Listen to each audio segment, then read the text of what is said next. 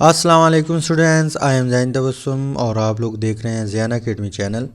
तो आज की इस वीडियो में हम मोज़ले एक्सपेरिमेंट जो है इसके ऊपर बात करेंगे।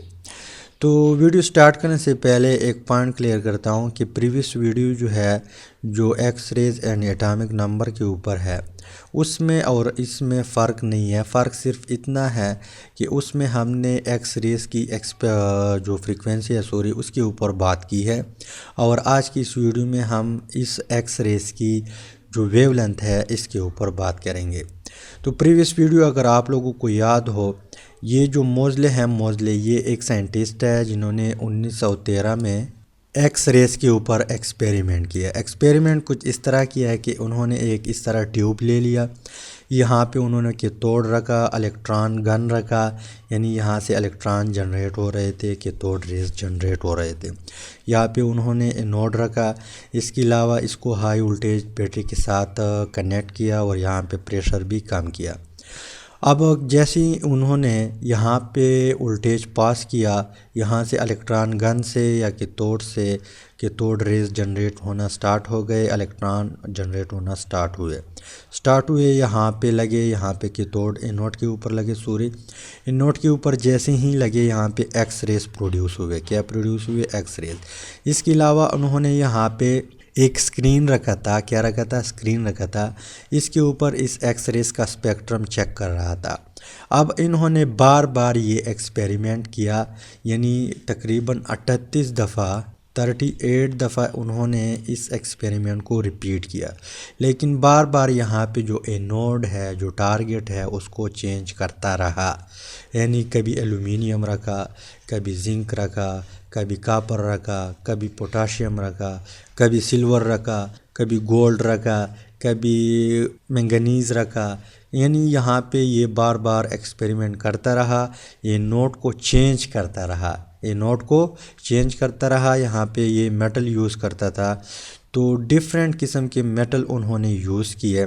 यूज़ करने के बाद यहाँ पे सबका जो एक्स रे स्पेक्ट्रम है उसको चेक करने के बाद ये इस नतीजे पे पहुंचा कि उन्होंने कहा कि जैसे ही एटॉमिक नंबर इंक्रीज़ होता है, अब एटॉमिक नंबर क्या है, न्यूक्लियर चार्ज क्या है, जेड क्या है, ये प्रीवियस वीडियो में हम डिटेल से डिस्कस कर चुके हैं कि एटॉमिक नंबर जो है हम उस चीज़ को कहते हैं कि मान लो एक एटम है, उसकी न्यूक्लियस में जितने प्रोटॉन होते हैं उसको हम कहते हैं कि ये इस एटम का एटॉमिक नंबर है। मान लो इस एटम का एटॉमिक नंबर 10 है तो इसमें 10 प्रोटॉन होंगे, या इस एटम के न्यूक्लियस में 10 प्रोटॉन है तो इसका एटॉमिक नंबर 10 है, या इसके अंदर न्यूक्लियस में 50 प्रोटॉन है, 100 प्रोटॉन है तो इस एटम का एटॉमिक नंबर 50 होगा, 100 होगा। और यहाँ पे इसको हम रिप्रेजेंट करते हैं जेड से, यानी जेड हमारे पास इस एटम के लिए, मान लो ये एक एटम है, कितना है यहाँ पे 10। अब प्रोटॉन के ऊपर पॉजिटिव चार्ज होता है तो इसको हम न्यूक्लियर चार्ज भी मान सकते हैं कि यहाँ पे जितनी भी चार्ज होंगे, यानी सारे प्रोटॉन्स का जो चार्ज है न्यूक्लियस में, उसको हम न्यूक्लियर चार्ज बोलते हैं। तो आखिरकार मोज़ले इस नतीजे पे पहुंचा कि जैसे जैसे यहाँ पे जो ये मेटल यूज़ करता रहा और उसका एटॉमिक नंबर इंक्रीज़ होता रहा, तो यहाँ पे इसकी फ्रीक्वेंसी भी इंक्रीज़ होती गई। यानी यहाँ पे डायरेक्ट रिलेशन था, एटॉमिक नंबर और न्यूक्लियर चार्ज और जेड, ये डायरेक्ट रिलेशन था किसके साथ? फ्रीक्वेंसी के साथ। यानी इसने कहा कि जैसे जैसे यहाँ पे हम एटॉमिक नंबर इंक्रीज़ करते हैं तो उसकी फ्रीक्वेंसी भी इंक्रीज़ होती है। फ्रीक्वेंसी क्या है? मान लो ये एक्स रेज है, यहाँ पे ये ट्रेवल करती हैं। अब इसके सामने हम एक पॉइंट रखते हैं, यहाँ पे एक पॉइंट रखते हैं, तो इस यहाँ से लेकर यहाँ तक हम इसको एक वेव मानते हैं और इसको कहते हैं वेवलेंथ। क्या कहते हैं? वेवलेंथ। तो एक सेकंड में जितने वेव पास हो सके इस पॉइंट से, उसको हम फ्रीक्वेंसी बोलते हैं। यानी मान लो ये एक्स रेज है, अब एक सेकंड में यहाँ से इस पॉइंट से 5 वेव गुज़रते हैं, तो इस एक्स रेज का जो फ्रीक्वेंसी होगा वो 5 हर्ट्ज़ होगा। ठीक। या अगर यहाँ पे 100 हो, 1000 हो, 10,000 हो, 20,000 हो, मान लो 20,000 एक सेकंड से इस पॉइंट से गुजर रहे हैं, तो इस एक्स रेज की फ्रीक्वेंसी 20,000 हर्ट्ज़ होगी। तो मोज़ले कहता था कि जैसे मैं यहाँ पे मेटल चेंज करता रहा और उसका एटॉमिक नंबर इंक्रीज़ होता गया, उसके साथ साथ उस एक्स रेस की यहाँ पे जो एक्स रेस प्रोड्यूस हो रही थी उसकी फ्रीक्वेंसी भी इंक्रीज़ हो गई।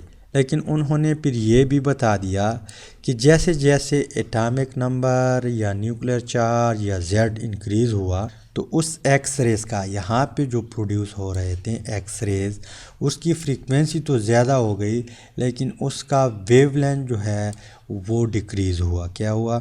यानी न्यूक्लियर चार्ज इंक्रीज़ करने से, न्यूक्लियर चार्ज या एटॉमिक नंबर या जेड इंक्रीज़ करने से वेवलेंथ क्या हुआ? डिक्रीज़ हुआ। अब क्यों डिक्रीज़ हुआ? हमें मालूम है कि फ्रीक्वेंसी इज़ इन्वर्सली रिलेशन रखता है किस चीज़ के साथ?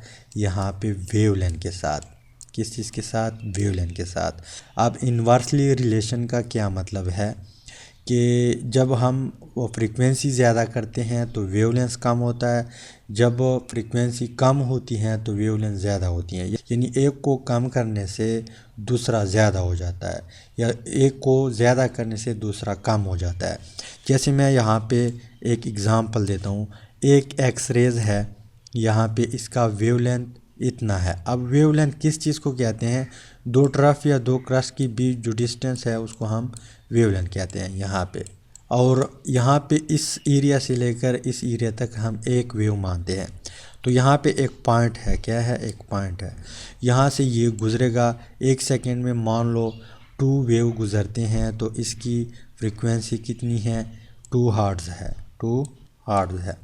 यानी यहाँ पे जो फासला है ये हमारे पास कितना है? 1 मीटर है।